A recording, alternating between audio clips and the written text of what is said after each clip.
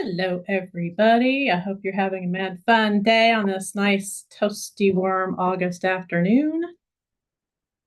It's hot outside. I'll give people a minute or so as I pull up my comments. All kinds of fun stuff to say today. Welcome to the second meeting of the 42nd session of the Faculty Senate at Texas A&M University. If you need a reminder of the Zoom features used in our Senate meetings, the Zoom tip sheet can be found on the Faculty Senate website at the top of the current agenda page. Please make sure that your microphone is muted and remains muted unless you are recognized to speak. Appreciate that. Secretary Tarvin will be monitoring the raise hands function. He'll verbally identify you, and then you can unmute your mic and ask your question. I'll also be doing that as well so that I can facilitate. So one of us will recognize you.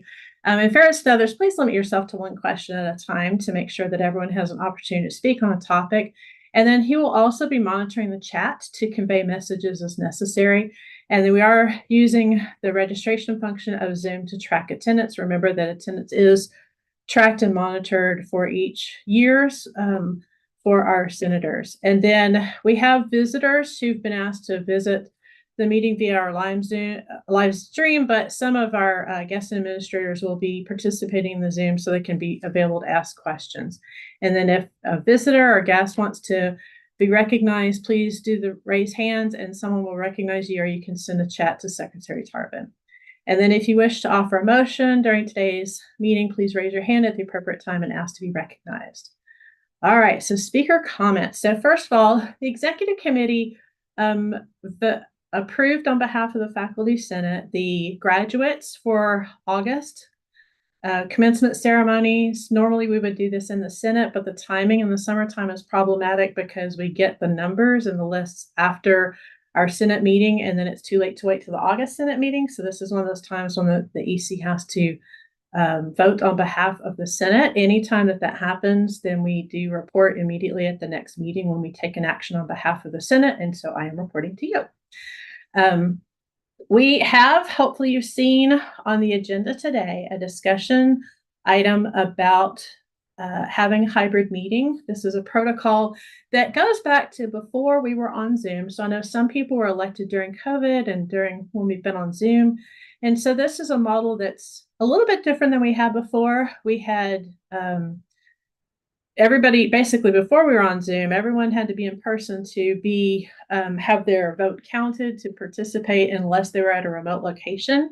This model is a bit different because it does give everyone a chance to participate, and you choose whether you want to be hybrid or in person in 601 Rudder. And you can change from meeting to meeting as long as you're there. We'll use that to attendance. And so I've got the protocol listed there. Actually, there's nothing in our rules that say that I can find, of course, that says anything or bylaws about the mode in which we have our meetings. But we felt from the EC felt it was important that we do put this out there and put this information and make sure that everybody's comfortable with it. And so we'll have a vote on that today in discussion. And it's intended to make sure that everyone has the opportunity to participate. And so we won't be having the chat anymore. The only time that people will be recognized is just like now, they'll speak. And we'll have, we have a crew from the IT group in Rudder is there to facilitate, to make sure there's cameras on the microphones, cameras on the crowd so you can see who's in the room, but there's not going to be side conversations. Any kind of discussion that happens with the Senate will have to happen at the microphone. And I will be, if this passes, I'll be testing out myself because I'll be running the meeting from out of town as I'll be attending a conference in October. We are going to have a change. Hopefully this has been communicated to faculty. I'm going to try to highlight some curricular matters because that's a big part of what we do. Is there's going to be a change from using Scantrons to Gradescope. If you've not heard about that, please share that information with your constituents. Make sure that they're aware, to have a conversation with their associate department head, their AOC dean, graduate dean. If Scantrons are something that you used in the past, the Center for Teaching Excellence has some information about that, and we will be posting links to that on our Faculty Senate website. For those of you talking about more changes, if you are using Google Apps in Canvas, We had a presentation from the IT group, the LMS group, to the executive committee, talked about this. Google is making the Google Apps away. It goes away, and that is not a choice we've made. That's something they did, was they updated their operating system, kind of like an update of an operating system on your phone. This is an operating system update that they've done, and they're moving to Google Assignments. So there's some benefits into that because you can see when students are working on assignments. But if you've had things set up in Google Apps, it won't be there. And I'm particularly wanted to make sure I say this because there'll be faculty who may not be teaching a certain course this semester, where they've already had that course set up for next spring using Google Apps, and they'll need to redo that information before the spring because it's going to go away in December. Excuse me. Allergies are fun. So we'll also link that. The Center for Teaching Excellence has information about this, and we'll provide a link to that on our Senate website also. Also, convocation. So we are going to have an actual convocation this year and have the investiture of the president at this convocation. That'll be on October 25th. The actual ceremony begins at 10 a.m. But before that, we are going to have an old school faculty processional across campus. And I think this is really great. It's very symbolic because it's kind of a reset, I think, for our university. So you can drag your caps and gowns out or be prepared to borrow one from somebody. We'll have more information about the location of the processional and all those fun things. But the idea is we'll walk probably around the library-ish area or academic building area. They haven't finalized the pathway yet, but we'll walk into Red or process into there and then participate in that. So I do encourage you. I hope that you will participate in that. I think it's a great opportunity, especially if we can have the senators together as a group, just to kind of show what we do from an academic standpoint and the importance of what we do as a university. So I'm sure I have listed a whole bunch of things or forgotten a lot of things I should make announcements for. If I think of something else, I'll add that. There are lots of places we can borrow the gowns also. So right now we have a guest speaker. We've got Ms. Debbie Albert from the Mobility Analysis Program at the Texas A&M Transportation Institute, and she is going to talk about some changes that are going to be happening. This isn't necessarily immediate, but it is going to be impactful and things that we need to think about from Faculty Senate standpoint, representing our faculty on how this might impact our functions as a university in the future. So, Ms. Albert, are you ready? Yes, ma'am. Can you hear me okay? Sure can. Perfect. All right. I'm going to share my screen to be able to show the presentation, and you guys should be seeing that now. Come up. It's lagging a bit. There we go. We're here. Okay. All right. So are you seeing the presentation or are you seeing the notes? Nope, we're seeing the presentation. It's all good. Okay, perfect. All right. Well, thank you.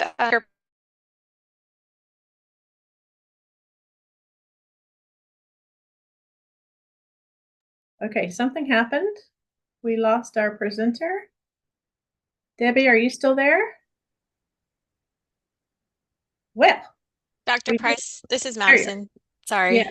Hi. Hi. I think she might have lost connection. If she's not able to jump on in the next couple minutes, I can probably do the presentation too. Why don't you go ahead and get prepared to do that just in case? Okay, sounds good. All right. I'm back again. Let's see if this works. What I might do is, can you guys hear me? Yes, we can hear you just fine. If you want to turn off your camera, that's fine too. That's exactly what I was thinking I would do. I will turn off the camera so that we can hopefully get the video going. It will work for us. Perfect. We see your presentation. Perfect. Okay. So I'm not sure if you guys heard the good afternoon, members of the Faculty Senate. My name is Debbie Albert, and I am a research engineer with the Texas A&M Transportation Institute. And thank you for the opportunity to be here with you today to give an update on this very important Bush-Wellborn Crossing project. TTI has been working on the engagement for the Bush-Wellborn project for years, but over the last 7 months, we have been talking with various operational stakeholders from around the university, gathering information and getting feedback on these questions.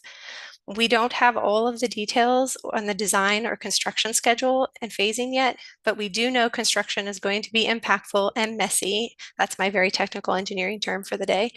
But we know you know your operations best and can help us identify and operationalize changes to make construction less impactful and less messy for you and your constituents. I do want to manage expectations here and be very clear. I'm not saying that we can do anything to make the traffic congestion go away, but we can do some things to make it better. Construction will be here before we know it. The project is scheduled to let in December of 2025, which would put construction starting in the spring of 2026. So we need you to be thinking about traffic and construction effects and what that means for your operations.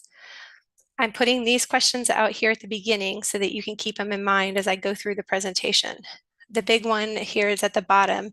Knowing that you all represent a strategic group within the university, we want to know how best to engage with your operations.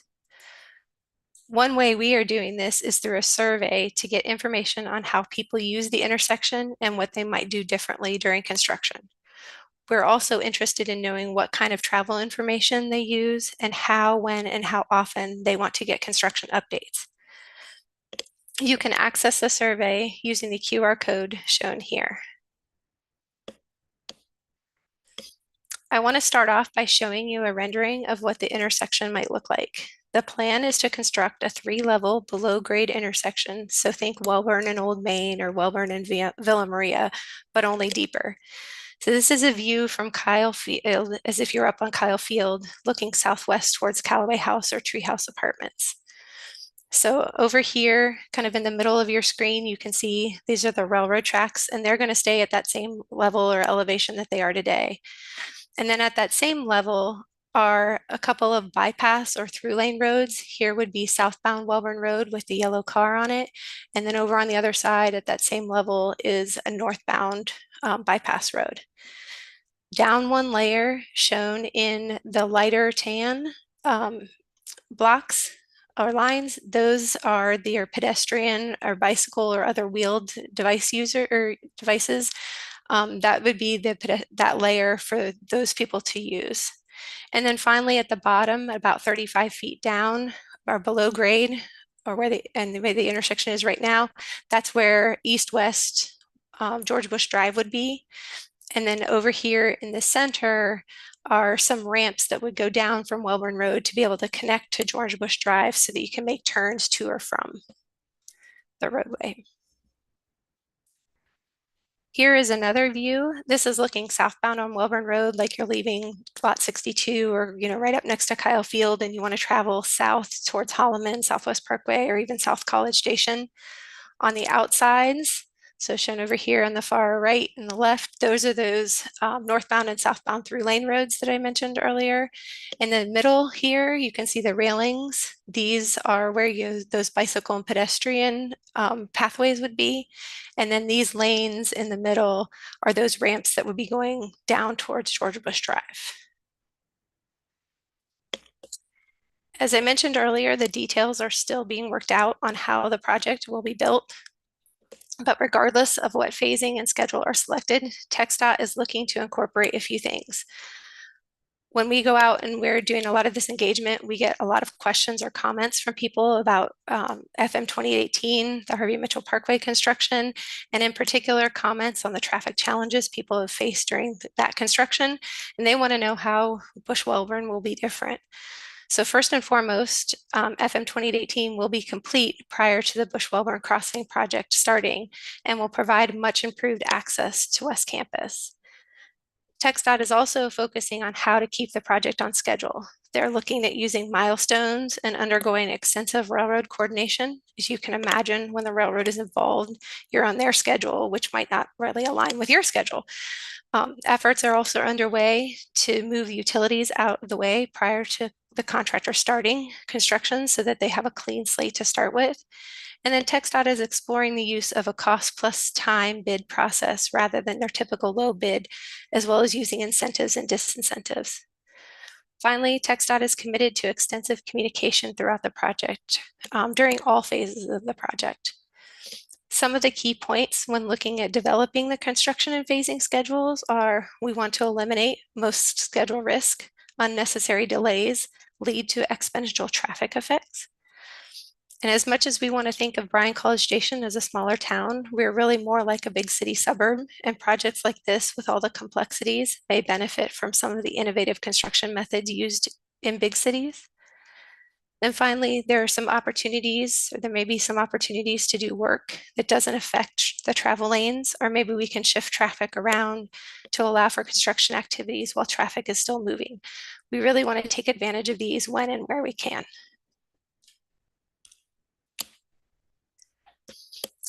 Again, let me manage the expectations. There's going to be congestion and traffic will be messy. We know there's a huge demand to cross the railroad tracks at George Bush. We also know that there will be a time where the intersection is closed to traffic. We do have to dig out over 300,000 cubic yards of dirt. There are things that we as a community can do during construction to lessen the, or are there things during construction that we can do that would lessen those effects? And it likely won't be one thing, but probably a few or even many things or changes that we need to make. These are some of the ideas we've heard throughout our engagement efforts recently as well as in the past. Some of them are moving forward, while others are still just ideas, maybe even some crazy ideas. They range from making sure people know what to expect before and during construction, to designing the project phasing, minimizing traffic restrictions, to modifying bus schedules or bus routes so that they don't travel through the intersection, or rebalancing where parking is assigned so people don't have to cross over the railroad tracks when going to or from their destinations. In looking at this list, are there any other ideas that we should be considering? Our goal is not to surprise anybody by this project. We want to make sure everybody's heard of it before they start construction, but we also don't want to be surprised by you. So let's keep those lines of communication open. I mentioned earlier that we have an active survey you can find using the QR code or by going to the project website. We have over 3,000 responses so far, but we've noticed that we've got very few that are from the faculty. So we would really appreciate it if you take the survey, if you haven't already, and also help spread the word with your colleagues so that we can better understand everyone's traffic and construction information needs. So I'll end with the first slide I had up. These are the questions that I wanted you to think about during the presentation. What concerns do you have if the schedule, let date, and start of construction changes from that December 2025 timeframe? What operations are you willing to do differently? When and what information do you need in order to make decisions or any changes? Do you have any questions about the design and construction schedule ideas? We know that hosting conferences or other events take years to plan. Is there something that you're looking at bringing to Aggieland in the next few years? We're not saying you shouldn't move forward with your plans, but you will need to take the construction into consideration, and maybe you wait a year or two or increase your communication with attendees and guests. We just want people to make informed decisions. And again, we don't need all of the answers right now, but if you have any input, we would love to hear it. You can reach out to us through an email listed on the website or through the survey. I would be happy to answer any questions. Thank you so much. So senators, you can get your phone out like I'm doing and take a picture of that so you can do the survey and answer questions. We'll link this to our website also to make sure that you can share that with your constituents and let them provide feedback. Senator Taylor, go ahead. Thank you, Dr. Albert. Can you hear me okay? Yes, sir. Wonderful. Appreciate the presentation. Was just curious, as I get ready to do the survey in the next few days, has TTI been made aware of pending building efforts on that side of campus, the more western side of the campus, vis-a-vis the planned Appleton Center, that, as at least my college is being told, would also house the new student, effectively would take over the housing of the Appelt Center, which is currently in the MSC, and just having such very large construction efforts almost adjacent to one another. Is your institute aware of that, and are y'all trying to see how you can kind of help the powers that be sort of plan for those two very large building programs going on potentially simultaneously, albeit in different phases? Yes, so we are aware of that project. We work very closely with transportation services on a lot of different things related to traffic and transportation on campus as well as in the community. And so I think you bring up a really good point of, making sure that where we can coordinate schedules, coordinate access to various sites, because when the intersection is closed, it is going to be a challenge to move around campus. And when you start looking at larger vehicles, that's something that needs to be taken into consideration also. Thank you. Senator McGill.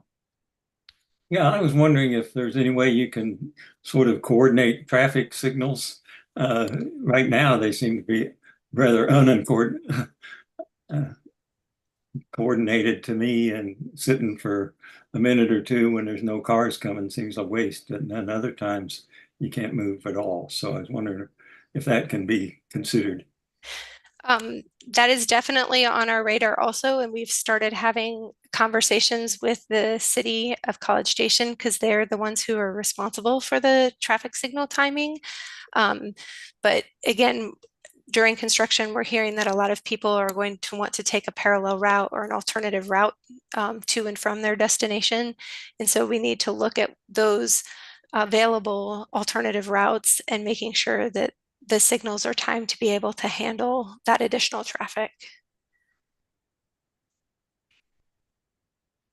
Anybody else have any questions? And again, please get your phones out, take a picture of the survey, be prepared to do the survey. Senator Cannon. I was just curious about any mock-ups that you've done with regards to flooding. Just the idea of being 35 feet below grade kind of brings to mind that might be an issue, and having alternate routes already mapped out for all of us that might want to go that direction will be helpful moving forward. Yeah, Debbie, could you go back to that slide that has shows the pump station? That's a Yes, good ma'am. Okay.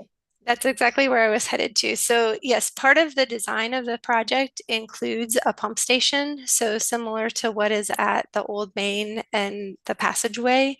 And so the design is not finalized yet, but that's something that is under consideration. And the pump station, TxDOT is acquiring the land or the site from the old McDonald's to be able to put a pump station as well as a detention pond. But in addition to having that pump station, they're looking at flood warning systems so that if the intersection happens to be flooded, we'll be able to provide advance warning to drivers to be able to stay out of that area. Thank you. Very helpful. Thank you for asking. That was a great thing to mention. Any other questions? So again, in the chat as well, Madison has put the link to the information. So feel free to copy that. We'll put that in the minutes also, but I know information or feedback sooner is better rather than later for them, so they can start making sure they're not missing something that we as faculty might see. I've already talked to them about class change times and the constraints that we have for the amount of time we have between classes. These are already issues we're already dealing with. And so this is just going to really exacerbate some of those issues for a time. Looking for helicopters, things like that, whatever we can do to facilitate this so we don't turn into completely two different campuses. So any other questions? All right. Thank you very much. I appreciate it. Thank you for your time today. Thank you. All right. So before I move on to the minutes, it's something that came up in the chat. So just remember that at convocation, this is when the president gives the State of the University address and talks about future visions.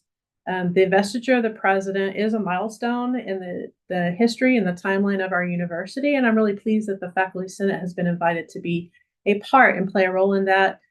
I'm actually on one of the committees for the investiture, and I think it's really great way for us to visually show the importance and the engagement of the Faculty Senate in shared governance. I know it's a parade across campus and hot clothes.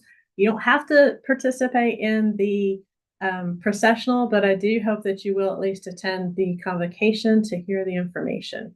So moving on to approval of the minutes. Are there any corrections to the June 10th meeting minutes found in attachment B? All right, hearing none, then I declare the minutes approved as distributed. I'll get to bang my gavel now. Moving on to the consent agenda. Are there any questions or concerns on the August 12th consent agenda items?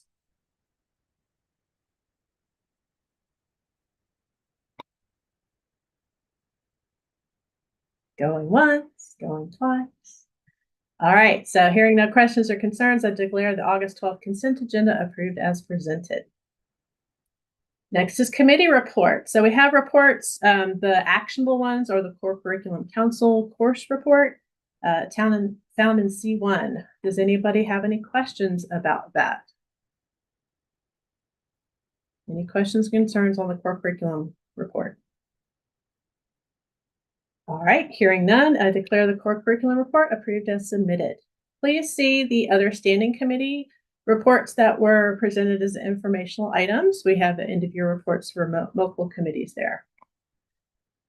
Before I get to the new business, I do want to also, I keep interjecting my things. So you are going to get 2 surveys. You will be getting a survey about committees that you've been on this past year, because we'd like to get feedback on that, opportunities to provide feedback for continuous improvement. And then also you're going to get another survey asking about committees that you would like to be serving on next year.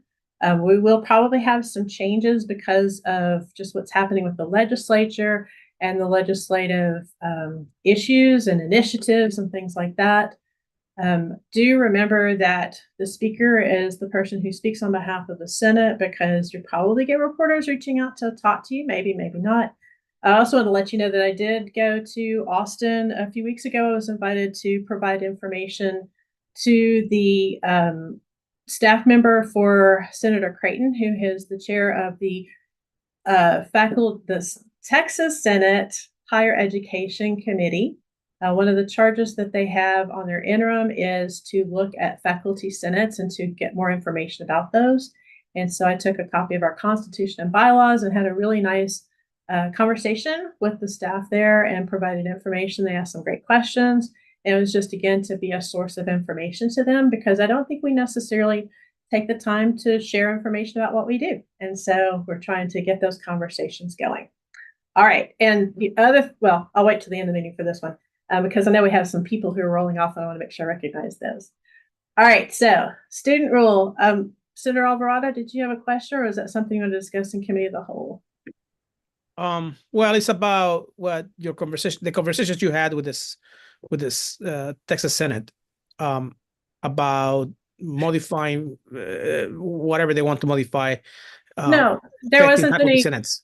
No, there wasn't any conversation about modifying anything. The only thing I did was talk to some of the staff members who support that committee, just to provide them information about faculty senates and what they do. So I just completely good, but we know that there has been some noises in the background. It looks like they want to somehow intervene in the governance of faculty senates across the state. Do we know anything? Is there legislation pending? Is there any discussions that they want to have anytime soon? Are they going to have hearings, or what is going on? So everything that I know, I've told you, that I just went over to provide information and background on faculty senates and shared governance.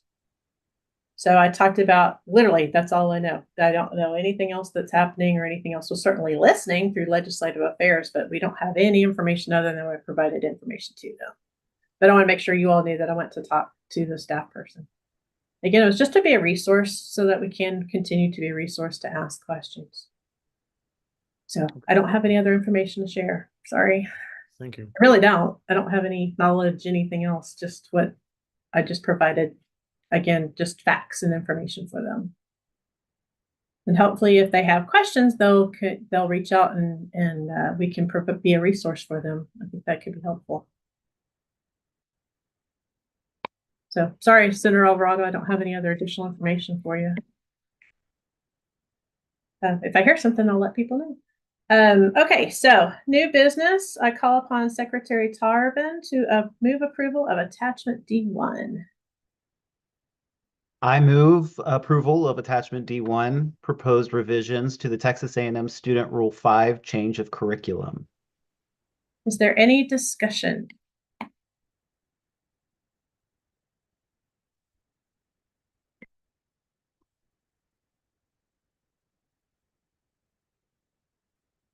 All right, so I am going to, I think, launch a poll. The motion on the floor is to approve the rule change. So please vote yes or no on the motion currently on the floor. You should see this pop up, hopefully. Your participation is needed, so please click the button yes or no.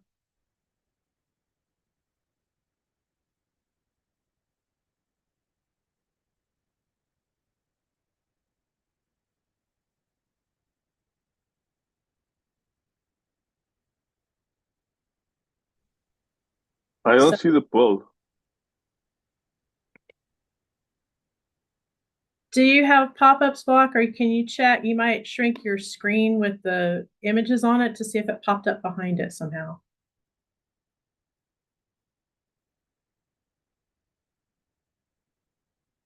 Did that help any?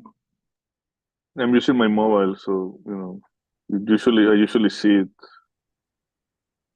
Okay, if you want to send your vote to Secretary Tarvin through the chat, you can do so then.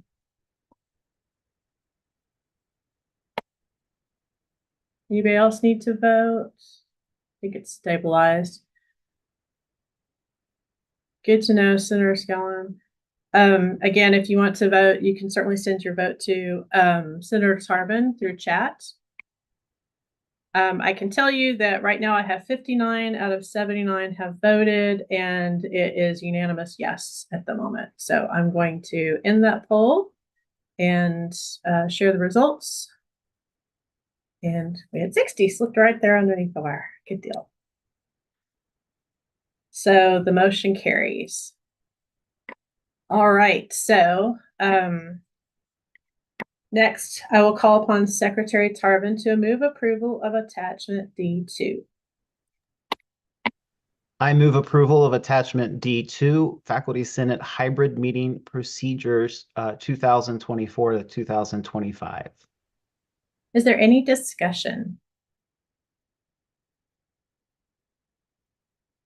I did talk with our senators at our remote locations and did not get any pushback from them.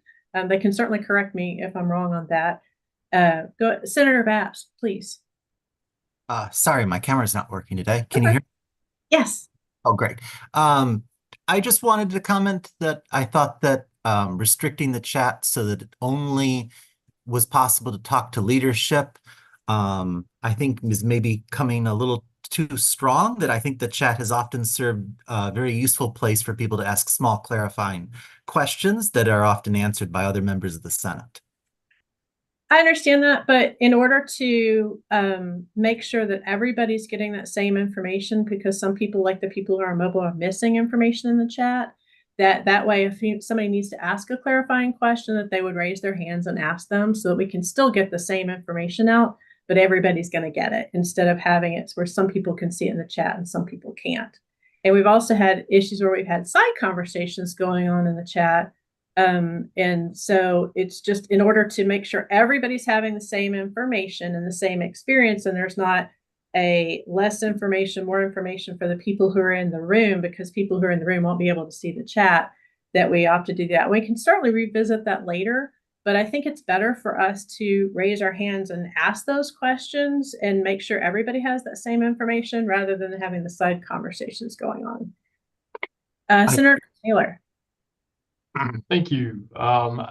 While this is my last Faculty Senate meeting, so admittedly I have little to no skin in this game, I gotta admit I'm a little surprised we're still having this conversation about a hybrid meeting and an in-person, unless I am really missing the boat. We've discussed this repeatedly, and in recent discussions and debates have come out strongly on the capacity for equal participation for our faculty from Galveston, Fort Worth, etc. So I'm a little surprised we're still hashing on this. I thought this issue was solved. I'm sorry, I don't know what you mean by solved, because we had a lot of people reach out and asking for us to go back into in-person meetings. And so this is why the hybrid model is something that I wrote up to propose. So if you were in the Senate before COVID, the only time that you could ask a question was you had to physically go to the microphone, the camera was on you, you asked the question. There wasn't side conversation, the only time somebody could participate is when they, just like you're doing, raise their hands, they go up to the screen. And so people who are remote would see, just like I am on the screen.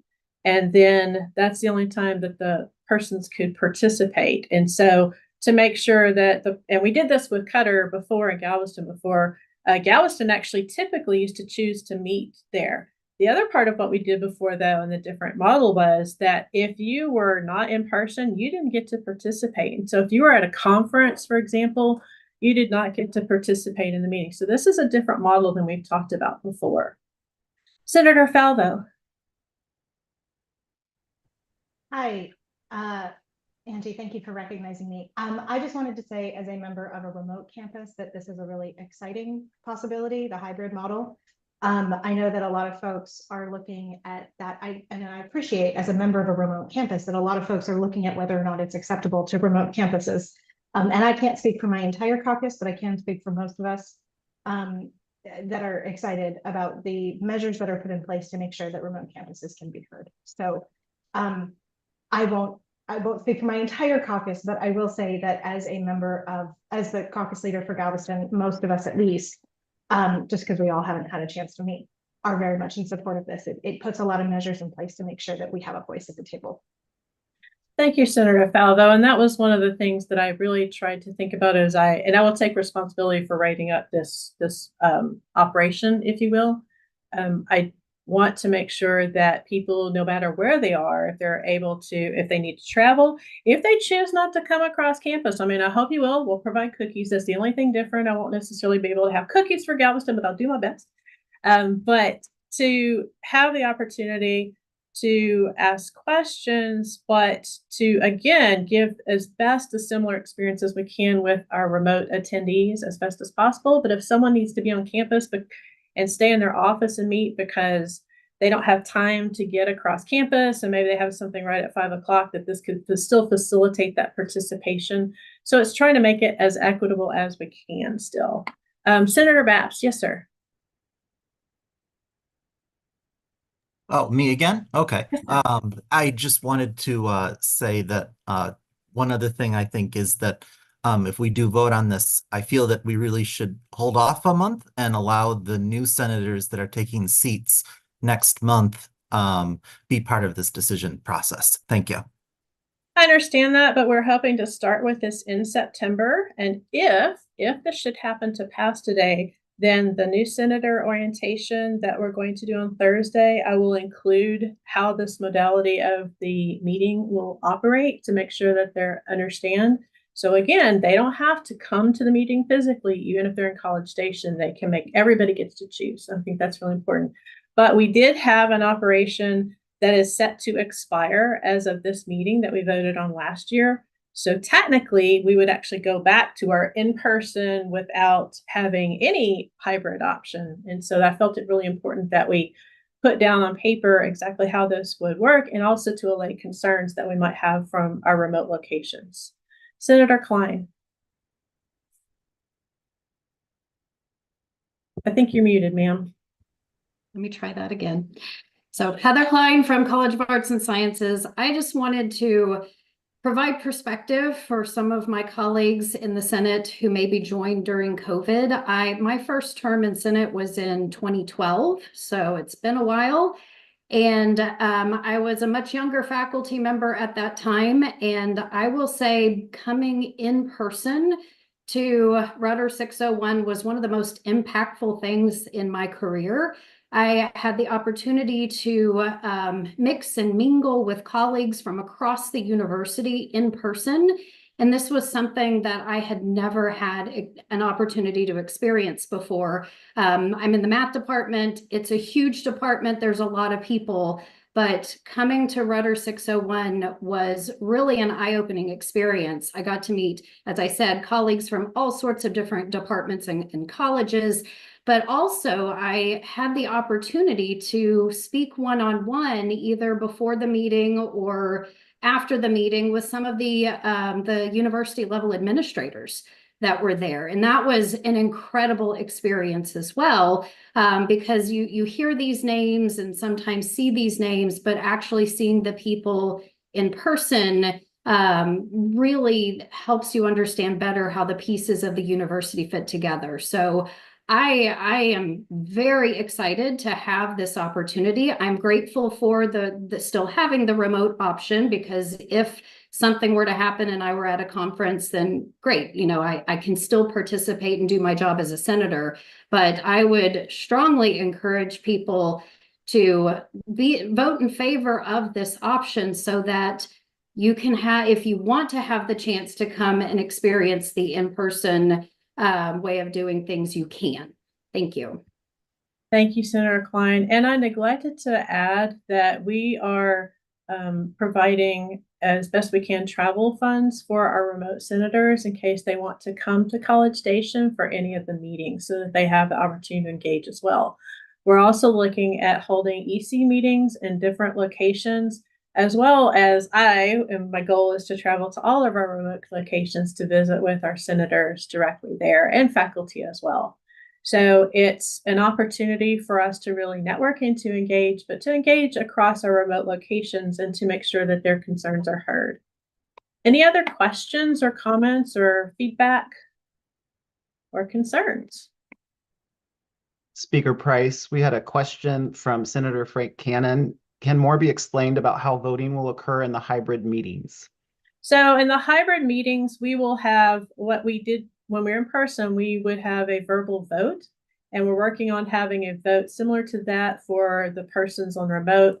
If a person is remote, depending on the number that we have, we'll either put the question in the chat so that people can signify the yes or no there, or we will do a poll for the attendees who are remote as well. So just for history, and we've always had the aye or nay, unless we had a very specific roll call vote, and that's very much in the history of our faculty senate. Does that answer your question, Senator Frank Cannon? Senator Miranda. Oh, unmuted, yes. So I was thinking that even if we have a hybrid attendance system, that we consider voting online entirely. And the way to do it would be just very simply that even if you're in person at the meeting, just get on an instance of Zoom, and then you can do it online. I think that would make for a single voting mechanism would make for a much smoother outcome. We do this in albeit in a smaller situation for my lab meetings, for example. We'll be sitting in the same room together, but it's very valuable to have a Zoom instance running in the background for just these kinds of things. Yeah, we've talked about, and we can certainly talk about different ways to vote. One of the important parts I think that we've lost sight of is that the faculty senate used to vote by a hand or an eye version, and so we would actually count that. But then that also was important because our constituents would know how we voted on particular issues. And I think it's important that we've kind of lost sight of that. So that was one of the things, but we can definitely explore different voting mechanisms for sure. Thank you for that. It's just, so we did encourage the committees to use those. They can be Zoom only. It's up to them. We have quite a large conference room in the YMCA building that in our faculty senate office, and we would be delighted to host hybrid meetings there. We've been holding hybrid executive committee meetings in that location. They can provide coffee and sodas and snacks for your group, as well as help take attendance and set up for the Zoom. So the Zoom, we have a whole system set up for that. And so if you would like to have people gather in person or be hybrid for your committee meetings, we can certainly accommodate that. If there's conflicts in those meetings, then we will find a different location to make sure we can accommodate anybody who wants to be hybrid. So it's up to those committees, and they can vote when they are established for the fall. Does that answer those questions? All right. Is there anything else in the chat, Secretary Tarvin? Nothing right now. Okay. All right, then I'm going to attempt to launch a poll here. So please vote yes or no on the motion currently on the floor.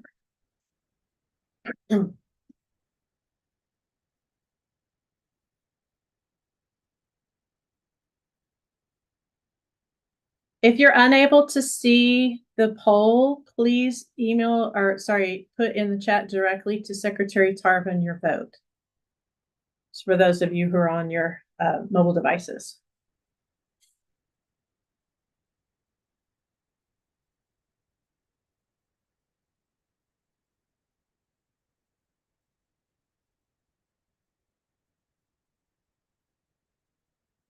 Still have a few folks voting. Please click yes or no.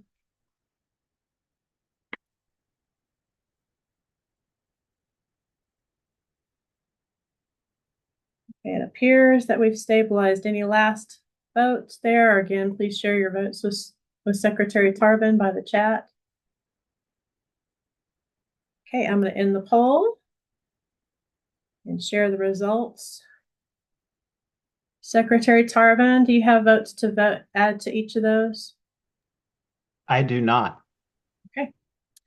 All right. Well, the yeses have it. So we will be seeing folks in person in September in 601 Rudder, if you choose, remember, or be online on the screen. Again, we're going to make sure that everyone gets their opportunity to be heard. And again, important, when I've done this before, when I was speaker before, it's extremely important to me that our remote locations are heard. And so you see in committee of the whole, they will be called upon first. They'll typically be called upon first for conversation if hands are raised on the screen, unless there's an ongoing conversation. So I might ask that group to speak first and then in room and bounce back and forth.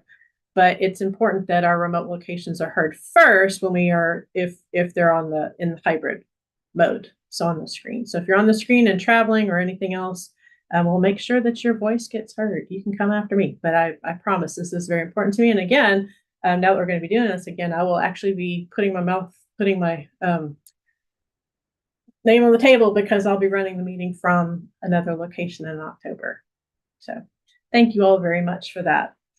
All right, so the next is inviting Secretary. So Speaker Klein, are you able to join us? I know he's traveling and having some intermittent locations. There is a question about parking. We are able to validate parking for you, by the way.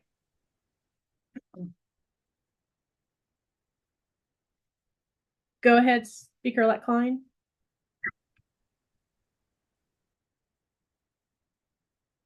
You're muted.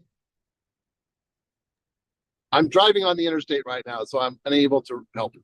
All right, so Secretary Tarvin, would you please take us into Committee of the Whole? Thank you, Speaker Price. Does anyone have any discussion for the Committee of the Whole?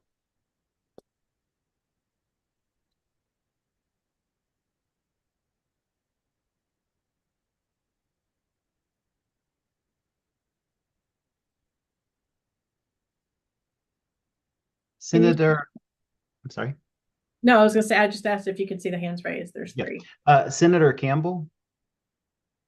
Yes, John Campbell from College of Education, Human Development. I had a couple of my constituents that wanted us to bring up the academic calendar and the issues that it is causing with possible child care with the local school calendar, especially in October. And the other issue is Delta Dental is losing local dentists out of their group, and it's harder to find a good dentist that is in Delta Dental. Thank you.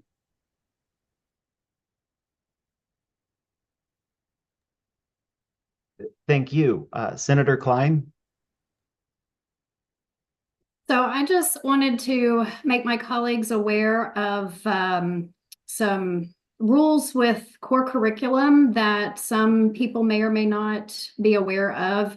The state of Texas mandates that if a student takes a course that was a core curriculum course for a particular area at, say, a community college, and then transfers to A&M and is in a program where that degree plan does not specify a specific course for that component area, then whatever the student took at the community college has to be applied to their degree, even if it's a course that A&M does not offer. So for example, I see my student, I'm in the math department. We do not have any specific requirements for creative arts. And so I see all the time students with Arts 1301 on their transcript. There is no equivalent at A&M. And so it's just a matter of submitting a curricular exception to have the Arts 1301 that was creative arts at their previous institution count as creative arts at Texas A&M.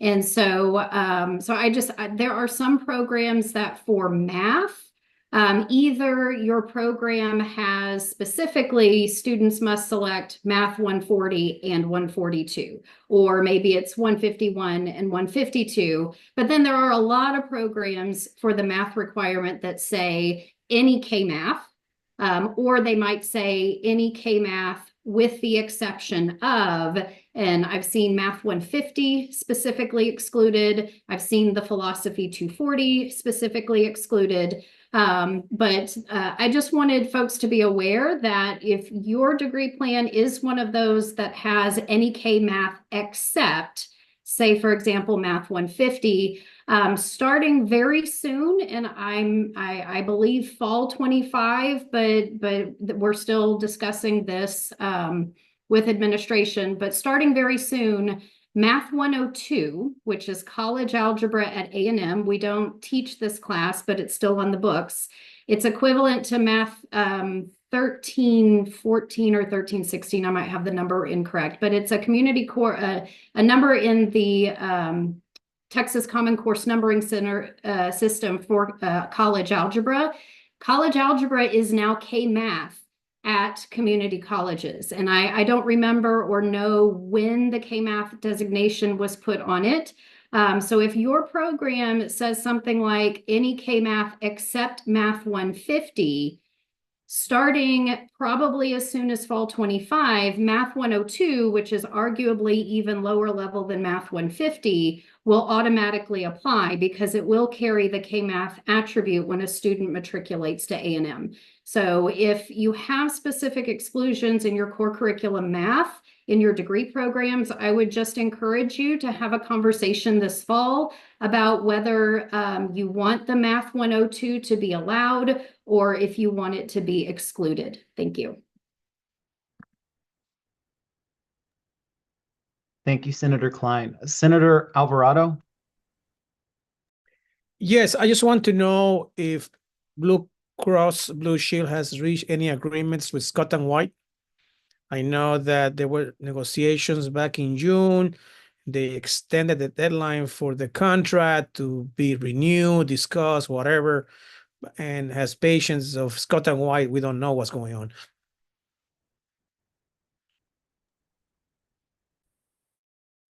Thank you. And Senator Carpenter. I'll defer to Speaker Price, as I think she was probably about to respond to that. Is that correct, ma'am? Thank you. And the answer is we don't have any information. I have sent just emails to the system expressing concern about these changes.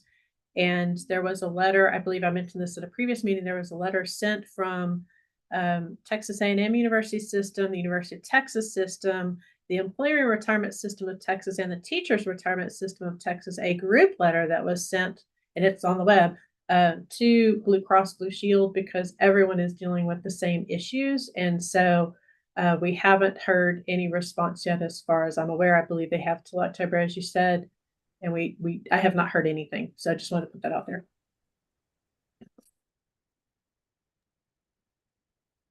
Thank you, Speaker Price. Senator Carpenter? Yes, absolutely. And in support of that, I can tell you that that's a common game of chicken that is played by healthcare systems and insurance companies, unfortunately.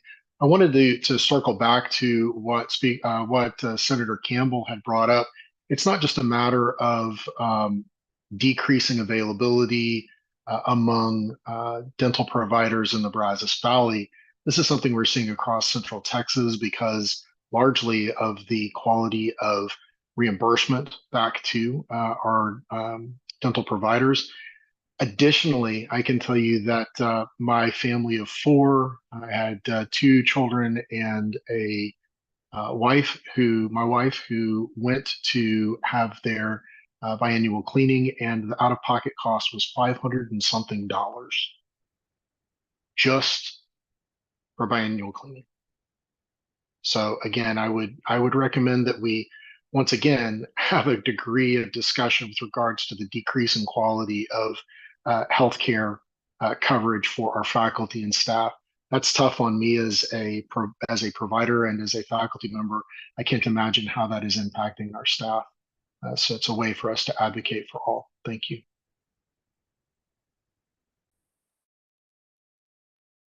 Thank you, sir. Senator Baps. Hi, thank you. I was really glad to see the report from the investigative committee in June. I thought it was a really detailed examination of the events surrounding the attempted hiring of McElroy. But I was disappointed because when I looked back at the letter from former Speaker Hammond on July 31st, 2023, it announced that that committee would also be investigating the suspension of Alonzo, as well as recommending future steps to avoid such incidents. And I didn't see any of that in the investigative report.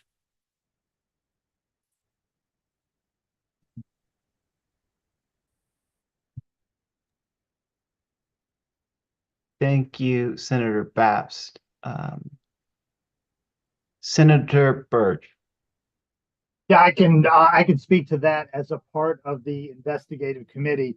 A lot of the looking forward part from the issues with Alonzo were actually ended up being handled by the Academic Freedom Task Force, which has come up with some significant rules and protective processes since that time. So that piece of it kind of went away.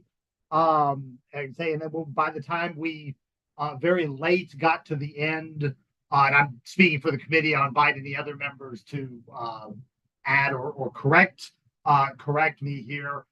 We basically ran out of time on the Alonzo issue, but we felt that the most important problem, which is what could this happen again, had been dealt with fairly well by the Academic Freedom Task Force. So essentially, the term came to an end and we got done what we could. And as you can see, it was a fairly substantial report. I recognize the disappointment on that front, but that's kind of where we are. So I hope that helps. Thank you for that detailed response.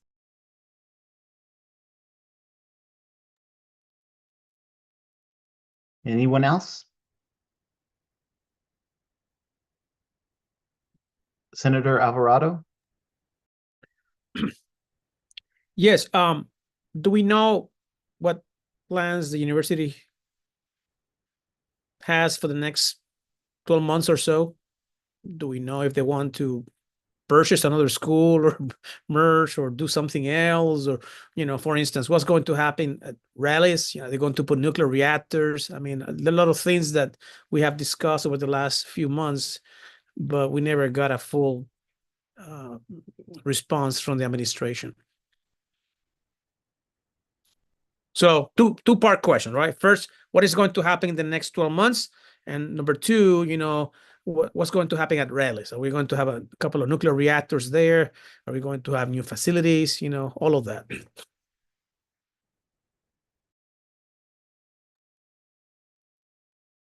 Thank you. Speaker Price, did you want to respond?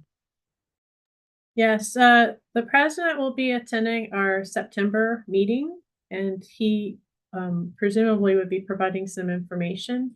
The information for as far as the system, what we know is what we see in the press. So we don't have any additional information on that as they make announcements for everybody. If you go look at the system website, you'll see all the information there on what the things are that are happening. But I presume that the president will share some of those things, and again, at his State of the University address in October as well. Thank you. Senator Burns. Howdy. So I heard the question about, statement about the dentistry, dental, Delta Dental, and secondly, the Baylor Scott White. So I'm a non-voting member of the benefits committee, and I've been really on top of understanding the nature of the benefits and so forth. The benefits committee is a system-wide benefits committee, so it's not Texas A&M. It's all of Texas A&M system, which is good because it's a good negotiation stance. So first to Delta Dental, that is absolutely on the radar screen. Now, the advisory committee, I guess I would call it, we only meet quarterly, so it's not like we have a monthly meeting like the Senate or something. But at that, Delta Dental has certainly been brought up the last two meetings. And because of what you've already mentioned, the reimbursement challenge for dentists. However, I think it is helpful because I know I did this 2 years ago, and it's why I'm on the committee now. I think it's helpful for you to send me and or Speaker Price to provide the committee your experience. And I think that helps, if you will, drive further discussion, if not impact. The second issue is the Baylor Scott White, which was already addressed. There is the letter that goes out. It's, of course, on the radar screen. I'm a Delta Dental, and I'm a Baylor Scott White. And so I was highly concerned because even though I'm in Dallas, Fort Worth of the law school, I was surprised at there's just not that many medical doctors available for standard care through the regular Blue Cross plan. I was really surprised, actually. Baylor Scott White is really important. Consequently, I've really kept my eye on the ball on that one. I don't have any more information than anyone else has, but I certainly have indicated how important it is, at least in Fort Worth. And it sounds like it also is down south. That's all. Thank you. Thank you, Senator Burns. Senator Baps, were you responding to that? No, I was not. Would you like me to say what I was going to say? Yes, go ahead. I'm sorry. I was wondering if there was an update about when we were going to get that capacity report.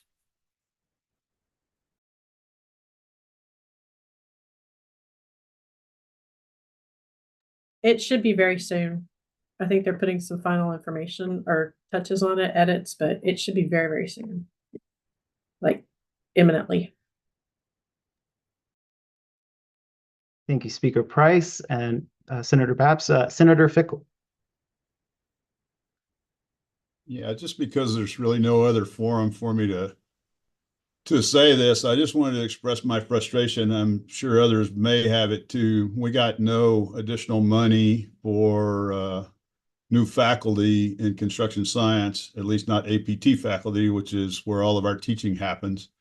And every day when I open my email, it seems like we've hired a new executive vice president or senior vice president or some other kind of something provost. And today, although the university hasn't notified us, KBTX tells us that the commandant is now becoming the special assistant to the president. So we seem to have a limitless budget to hire people at the administration level, but we can't do anything for faculty and supporting teaching kids, which somehow, last time I checked, I thought that's what we were supposed to be about.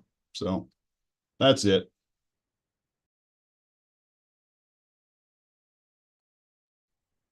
Thank you. Senator Miranda. Thank you. I was just revisiting the issue of healthcare and particularly healthcare for retirees, the A&M Advantage Plan. I know that the administration has said that it is a really good plan, but we keep hearing, or at least I keep hearing from individual retirees that there are quite a few barriers to effectively getting access to the healthcare, especially if you move outside the geographic location of Central Texas, and you're out of network. As many retirees, choose to live elsewhere, not necessarily in Texas. And I'm just wondering if there's been any updates on that. As I said, A&M or HR assures us that it's a great plan, but that's not what I'm hearing.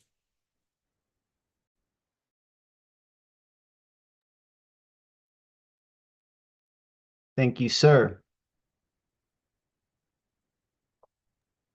I was just wondering if we had any updates on that. If you're asking me, no. Not yet. Keep asking.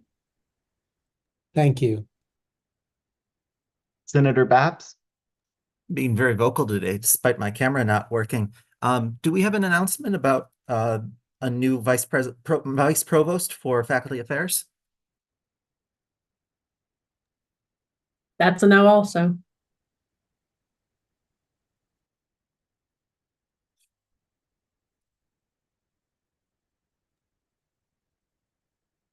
Senator Alvarado.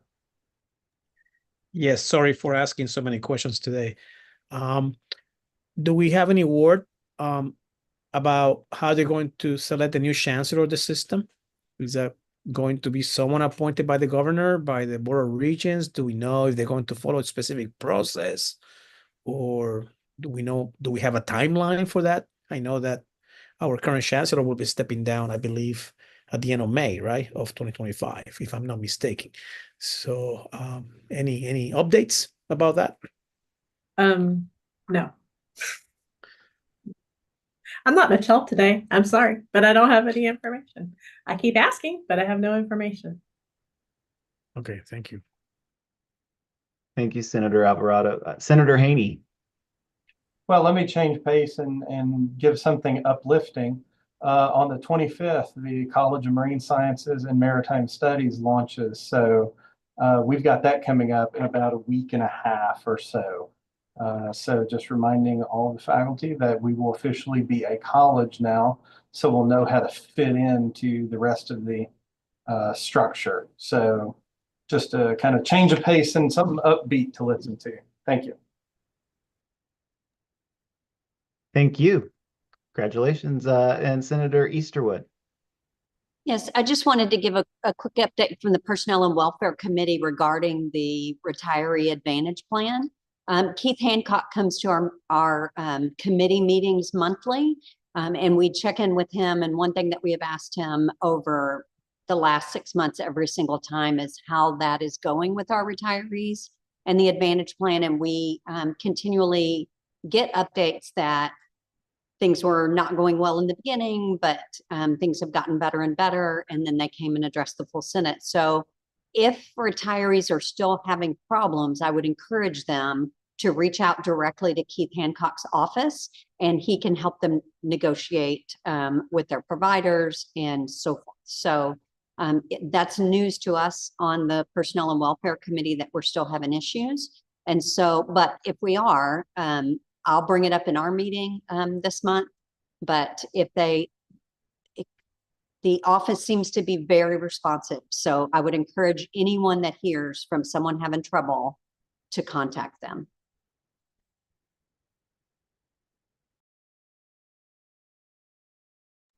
Thank you. Thank you, Senator Easterwood.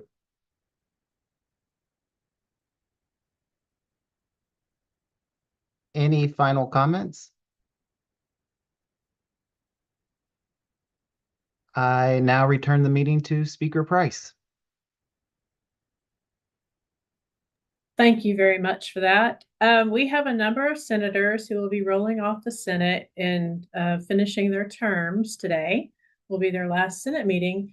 And one I would particularly like to highlight is Senator Jim Woosley, who is a former speaker. He is going to be going on to a part-time appointment as he's moving towards a well-earned retirement. And so I would just like to particularly recognize him for his many, many years of service and the wonderful things he's done for our Senate and again as a former speaker. So thank you very much, Senator Woosley, for your support and engagement and speaking on behalf of faculty and engaging in shared governance these years. Thank you so much. Thanks very much, Angie. And it's just been a wonderful time working with the Senate all these years. And as you know, I'm still around. So my email, I'm not going to change it for this until I actually do quit. And he has volunteered for committee service too, whenever I need faculty representation on something. So definitely going to take advantage of that. So if there are no other items for the Senate, I will take a motion to adjourn. So moved. All right. Second by saying bye. Y'all have a wonderful afternoon and we'll see you in September in person in 601 Rudder or online, wherever you happen to be.